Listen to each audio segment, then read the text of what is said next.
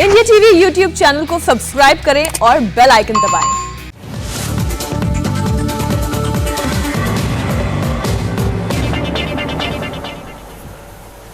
नमस्कार, मैं हूं सौरभ शर्मा। रात के 8 बजने वाले और ममता बनर्जी के प्रचार करने पर 24 घंटे की रोक भी शुरू हो जाएगी। ममता कल रात 8 बजे तक अब चुनाव प्रचार नहीं कर पाएंगी। बंगाल में नरेंद्र मोदी का प्रचार धुआंधार चल रहा है। बीजेपी के सभी नेता इन दिनों एक नारा बार बार लगाते हैं, मंच से इसे दोहराते हैं, रैलियों में माइक पर बोलते हैं। प्रधानमंत्री नरेंद्र मोदी भी कह रहे हैं अब की बार 200 पार। लेकिन बंगाल में 200 सीटें जीतना क्या इतना आसान है? आज नरेंद्र मोदी ने पहली बार ये बताया कि इस टारगेट को कैसे अचीव किया जाएगा। प्रधानमंत्री का बंगाल सर्वे और 70% वोटों का कैलकुलेशन इस रिपोर्ट से समझिए।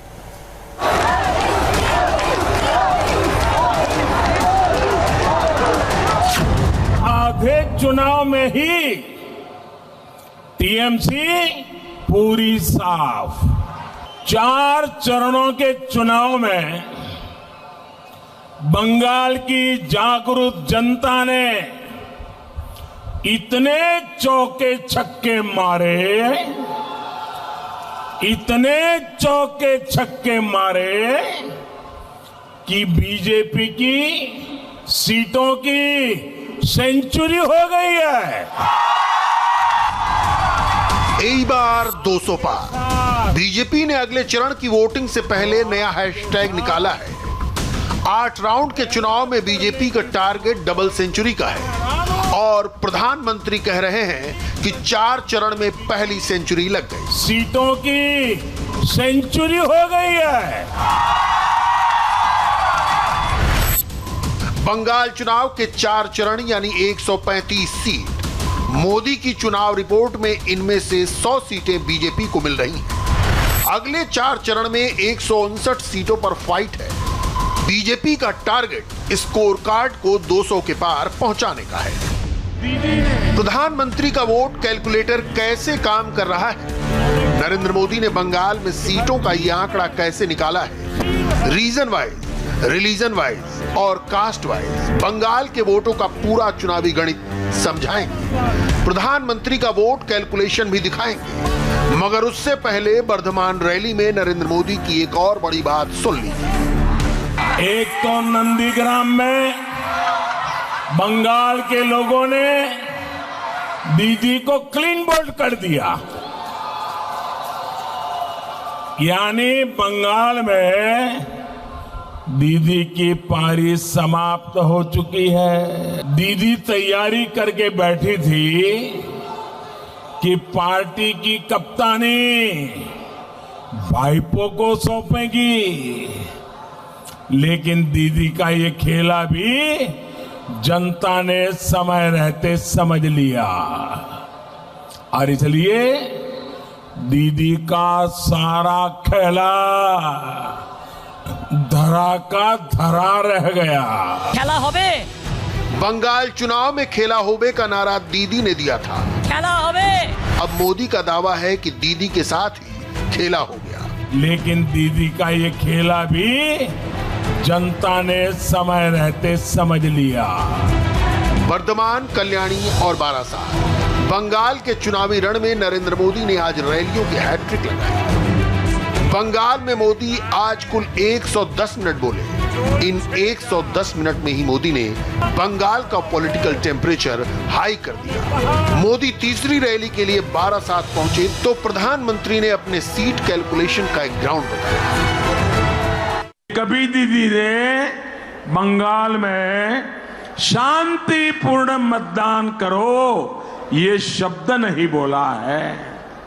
क्या एक बार भी उन्होंने ये कहा कि जो लोग हिंसा फैलाएंगे, मतदान में बाधा डालने का प्रयास करेंगे, उनके खिलाफ सख्त कार्रवाई होगी? क्या ऐसा दीदी ने बोला क्या कभी? उनको बोलना चाहिए था कि नहीं बोलना चाहिए था? ये उनकी जिम्मेवारी है कि नहीं है? ये भी नहीं बोलती है। बंगाल की जनता समझ सकती है कि दीदी के इरादे क्या है।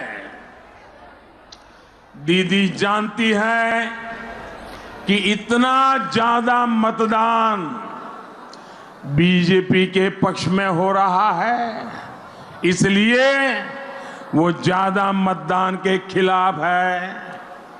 दीदी जानती है कि चुनाव में उनके गुंडे ही हिंसा कर रहे हैं, इसलिए वो हिंसा फैलाने वालों पर सख्त कार्रवाई की बात भी नहीं कर रही है। बंगाल चुनाव में मोदी इतने कॉन्फिडेंट क्यों हैं? इसे वोटों के कैलकुलेशन से समझिए। दलित वोट 23.5%, आदिवासी वोट 6% और ओबीसी वोट 15% से ज्यादा। इन तीनों को मिला दें तो करीब 45% का वोट शेयर बनता है।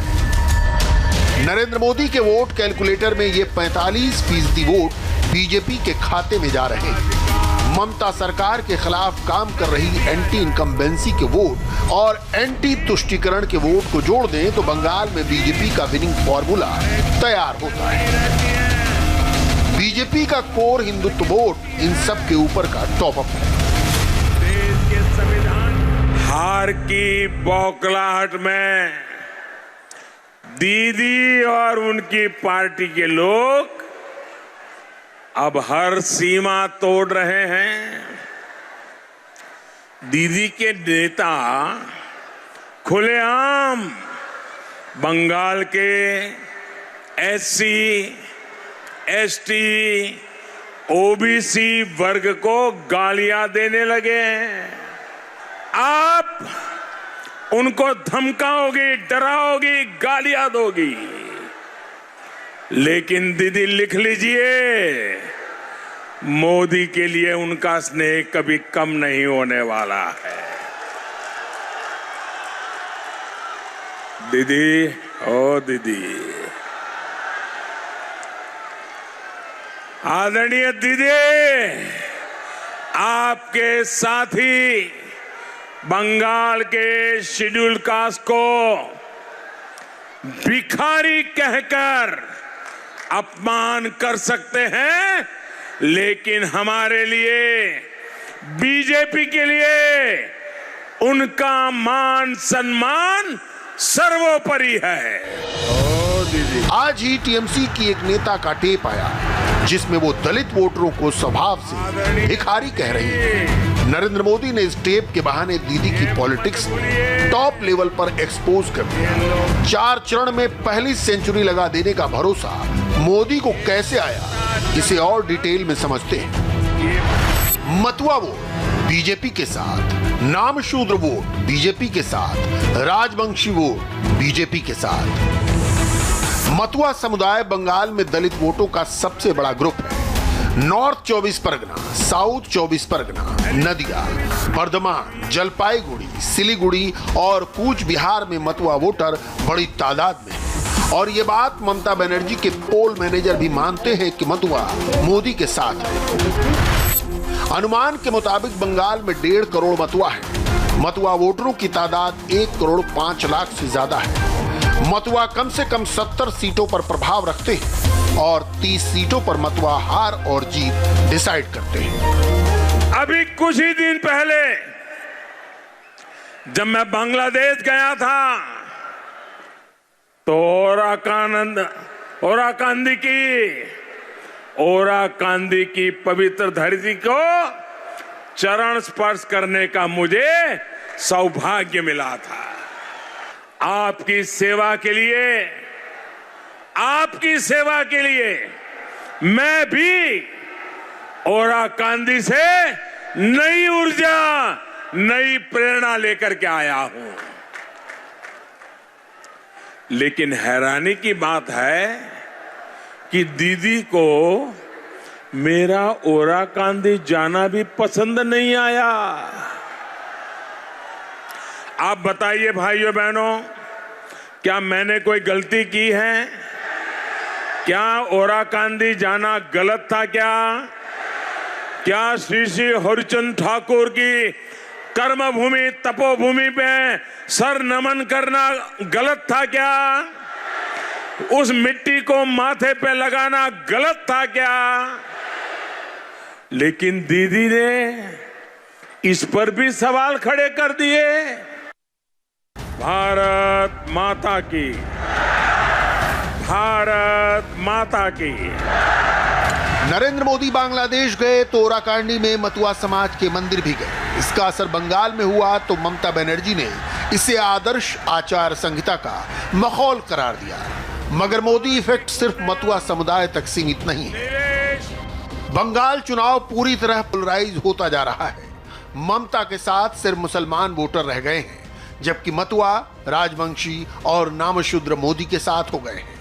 ओबीसी के नाम पर मुसलमान जातियों को आरक्षण देने का मामला बंगाल में पहले से गर्म है, जिस पर ममता बनर्जी की पार्टी को जवाब देते नहीं बन रहा। चौथे चरण की वोटिंग के दिन कूच बिहार में बीजेपी कार्यकर्ता आनंद बर्मन की हत्या हुई, जिसका आरोप टीएमसी काडर पर लगा। आनंद बर्मन राजवंशी समुदाय के थे, जो नामशूद्र दलित जाति है। सितालकुची में ही नामशूद्र समुदाय के वोटरों को डराने, धमकाने, मारने, पीटने की कोशिश हुई, जिसके बाद सीआईएसएफ ने फायरिंग की और टीएमसी के 4 मुसलमान काडर मारे गए। अपनी हार सामने देख अब दीदी ने एक नई रणनीति अपनाई है। दीदी की साजिश है कि शेड्यूल कास्ट, शेड्यूल ट्राइब और ओबीसी किसी को भी वोट ही नहीं डालने दिया जाए। दीदी की साजिश है इन वर्गों के लोगों को वोट डालने से रोकना और अपने गुंडों से छप्पा वोट डलवाना। खुलेआम कहा जा रहा है कि टीएमसी के लोग केंद्रीय वाहिनी का घेराव करेंगे और दीदी के बाकी समर्थक अंदर घुस के छप्पा वोट डालेंगे। चर्चा है कि कुछ बिहार में जो हुआ वो दीदी के इसी छप्पा वोट मास्टर प्लान का हिस्सा था। दीदी, ओ दीदी, आदरणीय दीदी, कान खोलकर सुन लीजिए।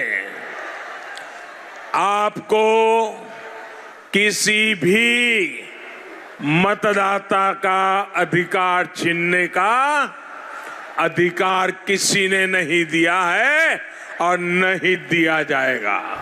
बंगाल में बिहार के पुलिस ऑफिसर अश्विनी कुमार की लिंचिंग भी बड़ा मुद्दा है। बाइक चोरों के गैंग को पकड़ने के लिए किशनगंज से बंगाल गए अश्विनी कुमार को पीट पीट कर मार डाला गया। बंगाल की पुलिस ने अश्विनी कुमार की कोई मदद नहीं की।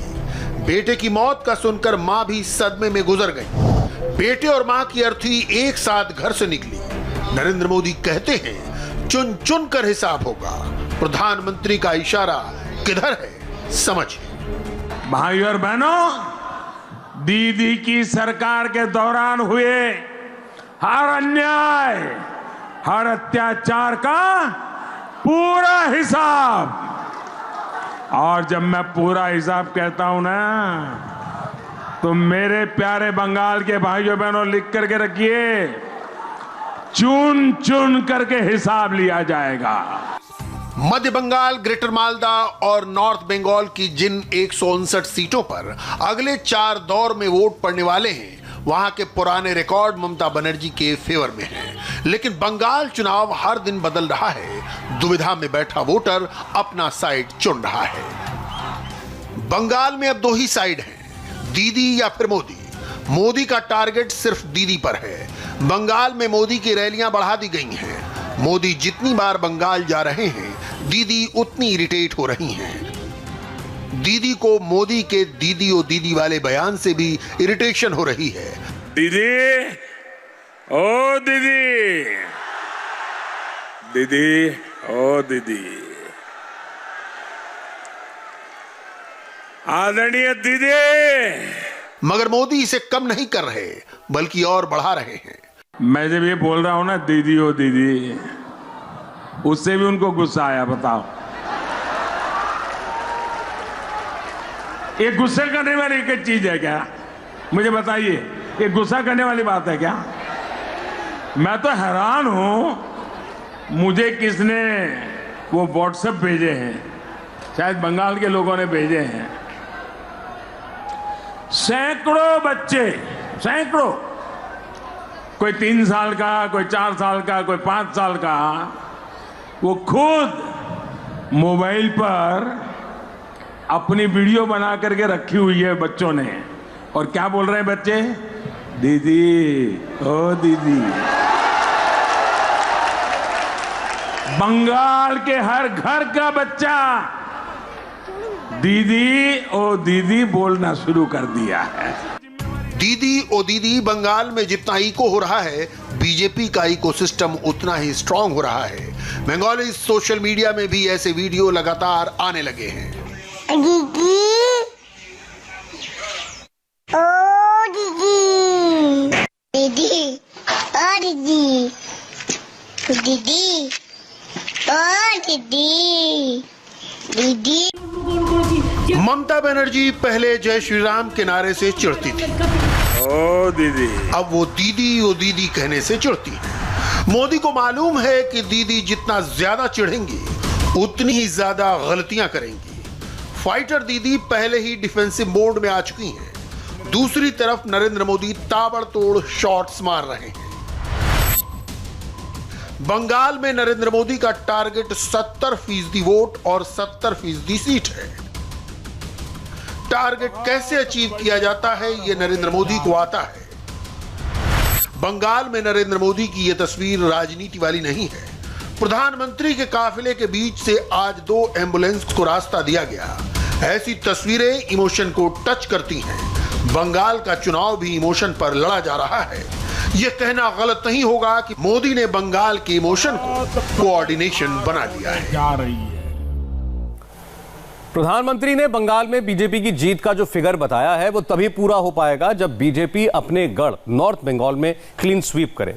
2019 के लोकसभा चुनाव में बीजेपी ने उत्तर बंगाल की 8 में से 7 सीटें जीती थीं। 200 प्लस का टारगेट पाने के लिए बीजेपी को वो परफॉर्मेंस दोहरानी होगी। क्या नॉर्थ बंगाल इस बार भी बीजेपी को जीत का ब्लैंक चेक देने के लिए तैयार है?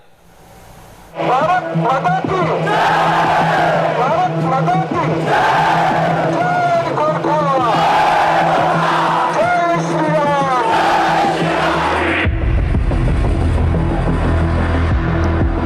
अब बड़ी नेत्री जाती है तो बड़े मार्जिन से विदाई देनी पड़ती है।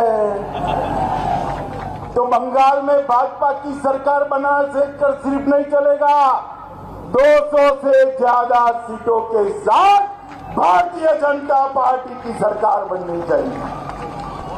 और ये उत्तर बंगाल में बहुत अन्याय किया है दीदी ने। उत्तर बंगाल में दीदी का खाता न खुलने देना। माताओं, आपकी जिम्मेदारी है दीदी का खाता नहीं खुलने देना है।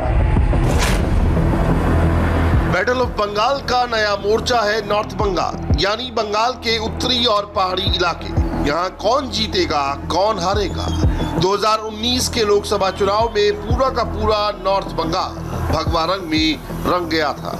अब असेंबली इलेक्शन में यहाँ के लोगों की पसंद क्या है, इस सवाल का जवाब तलाशने के लिए हमारे रिपोर्टर पवन नारा इस वक्त नॉर्थ बंगाल में। इस वक्त हम पहुंच चुके हैं उत्तर बंगाल के सिलीगुड़ी में। उत्तर बंगाल वो इलाका जहां ममता बनर्जी के किले को 2019 के लोकसभा चुनाव में भेदने में बीजेपी ने सफलता पाई। 8 लोकसभा सीटों में से 7 जीती। 54 विधानसभा सीटों में से 35 विधानसभा सेगमेंट पर बीजेपी की जीत हुई थी और अब इसे बीजेपी का इलाका माना जा रहा है। और ममता के सामने चुनौती है अपने खोए हुए इलाके को वापस हासिल करना। आपको बता दें कि सिलीगुड़ी से 2011 में टीएमसी जरूर जीती थी, लेकिन 2016 के चुनाव में टीएमसी हार गई, सीपीआईएम जीती और अब की बार यहां मुकाबला बीजेपी, टीएमसी और सीपीएम के बीच होगा। देखना होगा कि यहां तस्वीर क्या होती है। क्या ममता बनर्जी अपने हारे हुए किले को दोबारा फतेह कर पाएंगी या बीजेपी अपना किला और मजबूत करेगी? इसी की पड़ताल हमारे साथ आइए।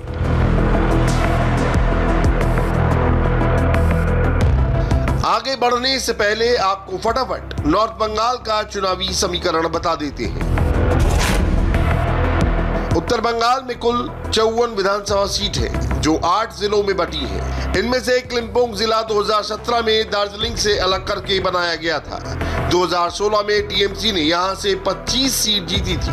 वहीं 2019 के लोकसभा चुनाव में बीजेपी 35 असेंबली सेगमेंट में आगे रही थी।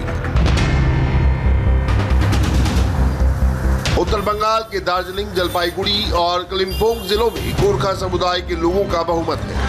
यहाँ अलग गोरखा स्टेट की मांग करने वाले गोरखा जनमुक्ति मोर्चा का अच्छा खासा असर है। दार्जिलिंग और जलपाईगुड़ी जिलों में फैला सिलीगुड़ी शहर इस इलाके के लोगों का मूड समझने का अच्छा सैंपल हो सकता है।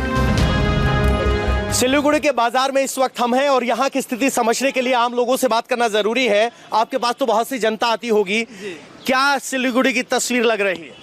यहाँ का तस्वीर मैडम अभी चुनाव का माहौल है। हर राजनीति अपना अपना जो मीटिंग मिছিল कर रहा है, ठीक है। कह रहे ज्यादातर यहाँ पे जो दिखाया जा रहा है वोट का हिसाब से, चुनाव का हिसाब से दीदी का। लेकिन यहाँ तो झंडे गाड़े थे बीजेपी ने। 8 लोकसभा सीटें पड़ती हैं, उनमें से 7। देखिए झंडा गाड़ देने से तो ये नहीं होता है ना। हम झंडा गाड़ दिया, अब रोड में झंडा गाड़ दिया, ये रोड मेरा हो गया, ऐसा तो नहीं होता है। तो ये आपको लग रहा है कि दीदी आगे है? 100%। आपको क्या लग रहा है यहाँ किसकी स्थिति, बीजेपी या दीदी या सीपीएम? दीदी का आगे है। हाँ जी सर, दुकानदार है। आपको क्या लग रहा है? हम लोग पश्चिम बंगाल में ज्यादातर लग सकता है दीदी का ही। पश्चिम बंगाल के अंदर में ज्यादातर दीदी आ सकती है। अच्छा, दीदी आ सकता है। दीदी रहेगा। लेकिन पिछली बार तो यहाँ टीएमसी का उम्मीदवार हार गया था। अभी दीदी है। तो मिस्टेक हो गया, खेला होवे चिल्ला रहे हैं। लेकिन यहाँ इक्वेशन को समझने का एक तरीका और है। जिसके पास ये खोमचा है, सड़क पे बैठा है दुकान खोल के, वो टीएमसी के खिलाफ नहीं बोलता है। ये एक तस्वीर का पहलू है हमारे पास। 2016 के चुनाव में गोरखा जनमुक्ति मोर्चा के समर्थक ममता बनर्जी से नाराज होकर बीजेपी के साथ चले गए थे। गोरखाओं की नाराजगी के चलते दार्जिलिंग की 6 सीट पर टीएमसी का खाता नहीं खुला था। 3 seat Gorkha Janmukti Morcha, 2 CPM, BJP और कांग्रेस ने एक सीट जीती थी। लोकसभा चुनाव में बीजेपी ने उत्तर बंगाल की 8 में से 7 सीटों पर जीत हासिल की थी। इनमें दार्जिलिंग और जलपाईगुड़ी सीटें भी शामिल थी। लोकसभा चुनाव में बीजेपी के शानदार प्रदर्शन के बाद ममता बनर्जी ने उत्तर बंगाल में खोई हुई सियासी जमीन हासिल करने में काफी ताकत लगाई है। जय बांग्ला, जय बांग्ला, जय बांग्ला, जय बांग्ला। बिमल गुरुंग की अगुवाई वाला गोरखा जनमुक्ति मोर्चा गुट अब टीएमसी के साथ आ गया है। क्या इसका असर विधानसभा चुनाव में दिखेगा? तो चाय की दुकान है यहाँ। चाय पे चुनाव में क्या चर्चा हो रही है? चाय पे चुनाव में क्या चर्चा होगा, जो चल रहा है मार्केट में वही क्या चल रहा है। किसकी स्थिति मजबूत, किसकी कमजोर? 50-50। सिलीगुड़ी 50-50 है। सिलीगुड़ी 50-50। पिछली बार तो लेफ्ट जीता था यहाँ से, लेकिन इस बार किसका दावा है? कौन किसके बीच मुकाबला है? वैसा करके क्या बोल रहे हैं, वैसा करके नहीं बोल सकते क्योंकि हम बोले ना 50-50 है, क्योंकि सिलीगुड़ी की। आपको क्या लग रहा है? हमें तो थोड़ा बीजेपी का ज्यादा लग रहा है। बीजेपी का ज्यादा लग रहा है। किस बात पे? यहाँ पे लोग सपोर्टिव हैं। सपोर्टिव है। कौन बड़ा चेहरा बीजेपी में चेहरा है कोई, या सिर्फ प्रधानमंत्री मोदी का चेहरा है? सर मोदी जी का तो है ही वैसे, और यहाँ पे जैसे राजीव बिष्ट जी भी जीते थे, उस पे भी मोदी जी का ही हाथ था। तो उसी यहाँ पे तो आपको लग रहा है बीजेपी? सर क्या स्थिति लग रही है? आप तो सबको चाय पिला रहे हैं, किस नेता की चाय में खोला ज्यादा है? बीजेपी का। बीजेपी किस बात पे? बीजेपी विकास ले आएगा। विकास लेके आएगा। दादा ठीक कह रहे हैं या कोई और विचार है आपका? मुस्कुरा रहे हैं। बीजेपी को पता है कि नॉर्थ बंगाल में उसके पास एक मजबूती सियासी जमीन है। अब पार्टी यहां से सीधे बंगाल की सत्ता को टारगेट कर रही है। गृह मंत्री अमित शाह यहां लगातार डटे हुए हैं। सोमवार को भी उन्होंने नॉर्थ बंगाल में 2 रैलियां और 2 रोड शो किए। बीजेपी लगातार टीएमसी पर आरोप लगाती रही है कि टीएमसी ने उत्तर बंगाल को इग्नोर किया है। 2015 में हुआ लैंड एग्रीमेंट बताते हुए बीजेपी कहती है कि उन्होंने बांग्लादेश के साथ एरिया स्वैप एग्रीमेंट जो किया वो उत्तर बंगाल के हितों को ध्यान में रखते हुए किया, जबकि टीएमसी भी इसका क्रेडिट लेती रही है। लेकिन सच्चाई ये है कि टीएमसी और मुख्य धारा की पार्टियां उत्तर बंगाल को इग्नोर करती रही हैं। इसी दलील के आधार पर बीजेपी के लिए उत्तर बंगाल के रास्ते खुले, जिसको अब बीजेपी अपना गढ़ बनाने पर जुटी हुई है। उत्तर बंगाल गोरखाओं, राजवंशियों, मतुआ वोटरों का गढ़। यहाँ दलित और आदिवासी वोटर किंगमेकर कहे जाते हैं। कूच बिहार में एससी वोटर 51% है, तो आदिवासियों के वोट 1%। दोनों को मिला दे तो ये वोट बैंक 52% है। जलपाईगुड़ी और अलीपुरद्वार में 38% वोट अनुसूचित जाति के, तो 19% एसटी मतदाता है। इनका टोटल काउंट 57% होता है। दार्जिलिंग में 17% वोट दलित और 22% आदिवासी है, यानी दार्जिलिंग में एससी एसटी के 39% वोट है। इसमें राजवंशी समुदाय के करीब 19% वोट शामिल है। यही वजह है कि प्राइम मिनिस्टर से लेकर होम मिनिस्टर तक अपनी हर रैली में दलितों, आदिवासियों और खासतौर से राजवंशियों का जिक्र नहीं भूलते। अरे दीदी, आपके खिलाफ चुनाव हम नहीं लड़ रहे हैं। आपकी गलतफहमी है कि भाजपा आपके खिलाफ चुनाव लड़ रही है। आपके खिलाफ चुनाव तो मेरे उत्तर बंगाल की माताएं, बहनें, भाइयों बहनों लड़ रहे हैं। ये उत्तर बंगाल लड़ रहा है। यहाँ का राजवंशी समाज लड़ रहा है। यहाँ का गोरखा समाज लड़ रहा है। यहाँ का चाय बागान का मजदूर लड़ रहा है। यहाँ दुआर आपके खिलाफ चुनाव लड़ रहा है। यहाँ की माताएं, बहनें आपके खिलाफ चुनाव लड़ रही है। यहाँ का किसान आपके खिलाफ चुनाव। उत्तर बंगाल के सबसे लोकप्रिय नेता नरेंद्र मोदी हैं। यहाँ के वोटर से बात करें तो ये बात बिल्कुल क्लियर हो जाती है। बीजेपी प्रधानमंत्री मोदी की पॉपुलैरिटी का फुल फायदा लेने में जुटी है। पीएम उत्तर बंगाल में लगातार रैलियां कर रहे हैं। ग्राउंड पर इसका असर क्लियरली दिख रहा है। सिलीगुड़ी की तस्वीर हम खींचने की कोशिश कर रहे हैं कि आखिर मतदाताओं के मन में यहाँ चल क्या रहा है। सर, आज के चुनाव में आप क्या आकलन कर रहे हैं? सिलीगुड़ी की तस्वीर क्या है? तस्वीर तो अभी दिखाई जा रहा है मोदी का ही सब। मोदी का? मोदी थोड़ी चुनाव लड़ रहे हैं, उसी का हवा है सब जगह। अच्छा, मोदी का ही हवा है, बीजेपी का हवा है। बीजेपी का हवा है, तो क्या कैंडिडेट भी मायने रखता है? हाँ, मायने अच्छा है सब लोग का कैंडिडेट अच्छा है। शंकर घोष वही मोदी, शंकर घोष है यहाँ का। हर शंकर, घर घर शंकर, इस तरह का डायलॉग चल रहा है। नमस्कार मैम, क्या स्थिति लग रही है सिलीगुड़ी की आपको? किसका पलड़ा भारी? बांग्ला बोल सकते हो आप? अभी एक तो बांग्ला जानी हाँ, तो कौन भालो, दीदी भालो, दादा भालो कि कोई और भालो? दादा भालो मोदी। तो कह रही हैं हिंदी नहीं बोल सकती, बांग्ला बोलती हैं। तो जब बांग्ला सवाल की बारी आती है तो हम भी एक सवाल पूछते हैं, दीदी भालो कि दादा भालो? दादा भालो लगे। सर, इन चुनाव में आपको किसका पलड़ा भारी लग रहा है? यहाँ सिक्किम से अगर बात की जाए, नॉर्थ बंगाल में क्या तस्वीर नजर आ रही है? बराबरी का मुकाबला है। बराबरी का मुकाबला है, टाइट है।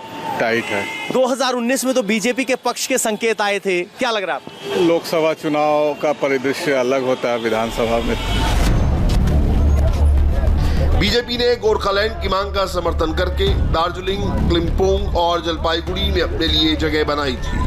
हालांकि पार्टी अब तक इस वादे को पूरा नहीं कर सकी है। इस वजह से लोगों का मुंह भंग हुआ है, लेकिन मोदी की लोकप्रियता में कोई कमी नहीं आई है। सिलीगुड़ी की तस्वीर क्या है? पता नहीं है भैया। पता नहीं है? आपके मन में क्या है? मेरा मन में बहुत कुछ है। बहुत कुछ है। हाँ। तो किस बात पे वोट तय कर रहे हो आप?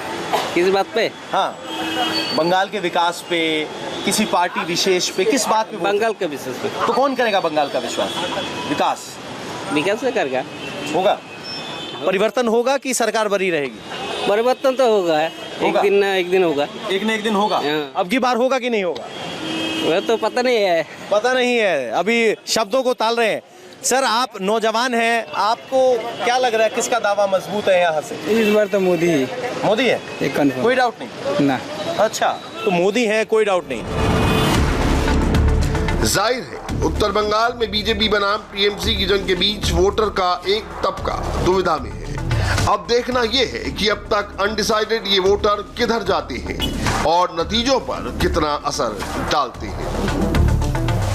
बीजेपी लगातार बंगाल में 200 पार का नारा देती रही है और इस 200 पार में उत्तर बंगाल की बेहद महत्वपूर्ण भूमिका है। आपको बता दें कि उत्तर बंगाल वो इलाका है जहां 2019 के चुनाव में बीजेपी से अपना किला साबित कर चुकी है और अब इस किले को और मजबूत करने के लिए अमित शाह से लेकर प्रधानमंत्री मोदी तक सभी यहां जोर लगा रहे हैं। कैमरामैन चाहन शर्मा के साथ पवन नारा, इंडिया टीवी, सिलीगुड़ी। दिल्ली में कोरोना के ताजा आंकड़े आ चुके हैं और ये फिगर भी डराने वाली है। इस पर पूरी डिटेल इस ब्रेक के बाद।